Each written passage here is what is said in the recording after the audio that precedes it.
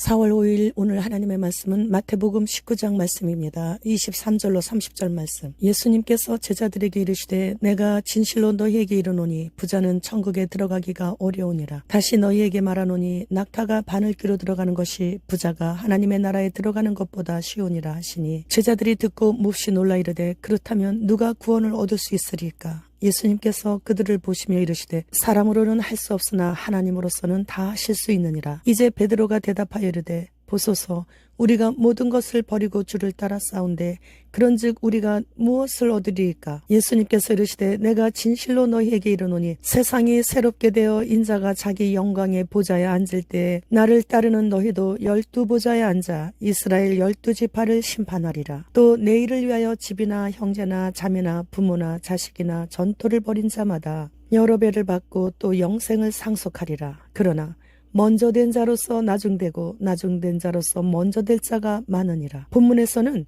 부자 청년과의 대화를 통하여 영생의 길, 전도자가 받게 될 이 땅의 복과 영생의 상급을 말씀해 주셨습니다. 당시의 지도자였으며 부자인 어떤 젊은 청년이 예수님 앞에 겸손히 나와 무릎을 꿇고 영원한 생명을 얻으려면 무슨 선한 일을 해야 하는지에 대해 여쭈었습니다. 그는 열심히 있는 구도자였던 것입니다. 마가와 누가는 이 청년이 예수님을 부를 때 선하신 선생님이라고 했다고 기록되어 있습니다. 이 젊은이는 당시 율법주의자들처럼 영생을 얻으려면 선한 일을 해야 하는 그런 생각을 갖고 있었던 거죠. 예수님께서는 이 질문에 대답하시기 전에 선하신 분은 오직 하나님 한 분뿐이시라고 말씀하시고 선한 일에 대해 묻기 전에 먼저 선하신 하나님에 대해 알아야 하고 그리고 나서 하나님께 해답을 구해야 한다고 말씀하시는 거예요. 하나님에 대해 잘 알지 못하면서 구하게 되고 응답받게 되면 다음에 응답해 주시지 않으시면 하나님을 원망하게 되고 실족하기까지 돼요. 하나님을 잘 몰랐기 때문에. 그러므로 우리는 하나님이 어떤 분이신지를 확실하게 알게 되면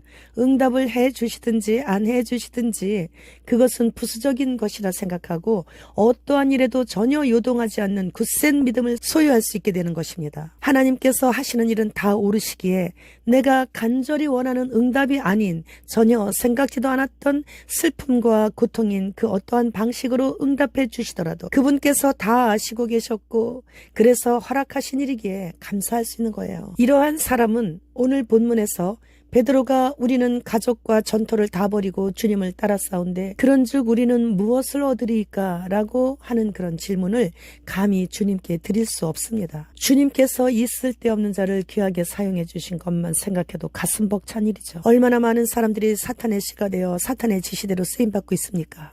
그런데 하나님의 씨가 되어 주님의 뜻에 맞게 쓰임받게 해주신 것이 작은 일이 아닌 거예요. 그렇기 때문에 결코 이러한 질문을 드릴 수 없는 거예요, 우리는. 그런데 베드로의 그 질문에 예수님께서는 적들이 땅을 황폐케 하여 다 망하게 했기 때문에 세상을 전체적으로 그레이트 리셋 하시고 난 후에 즉 천년왕국 때에 주님과 함께 세상을 다스릴 수 있는 왕의 영광이 주어진다고 말씀해 주셨어요. 또 예수님의 성호를 존귀하게 하기 위해서 물질과 인적 자원들을 다 배설물처럼 버린 자들에게는 마가복음에서 100배의 상과 영원한 하늘나라를 예수님과 함께 공동 상속자가 될 것이라고 말씀하셨습니다. 이 땅에서의 참된 복음은 육신의 형통이 아니에요. 마음의 평강과 철철 넘치는 기쁨과 범사가 다 감사의 조건이 되는 것이죠. 곧 죽는다는 선고를 받 병들어서 육신이 자유롭지 못한다 해도 가난해서 피골이 상접할지라도 그래서 남들은 나를 전혀 부러워하지 않아도 나의 깊은 곳에서부터 울려 퍼지는 찬송이 입에서 흐르게 하시고 누구도 빼앗지 못하는 기쁨과 어떠한 어려운 환경 속에서도 평강으로 충만케 해주신다는 거예요.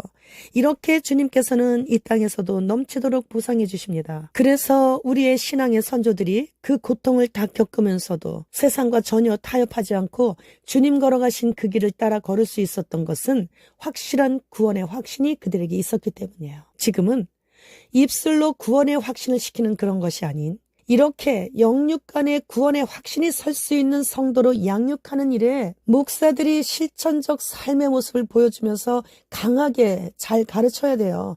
주님 지금 오시기 때문이에요. 지금은 흰 말과 붉은 말과 검은 말 그리고 청황색 말까지 이 네 마리가 동서남북을 함께 힘차게 뛰어다니기 시작했어요.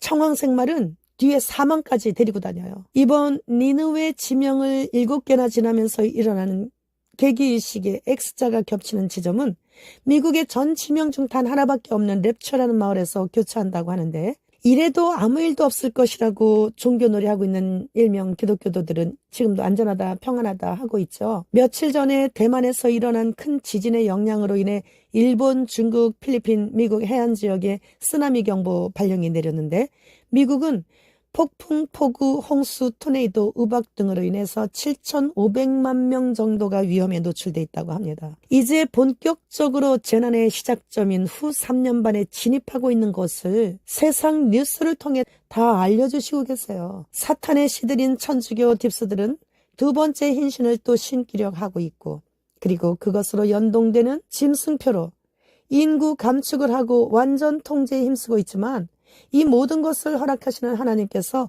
그들을 도구로 삼으사 지금 알곡과 가라지를 가려내시고 계시는 중이에요. 이러한 때에 우리는 하나님 앞에 홀로 서 있는 것 같이 외로운 싸움을 하고 있는 것 같이 보이지만, 끝까지 인내하는 자를 보시고 성령 하나님께서 세상 끝날까지 함께하사 도우시고 계시기에 두려워하지 않을 수 있습니다. 지금 주님 오십니다. 마라나타.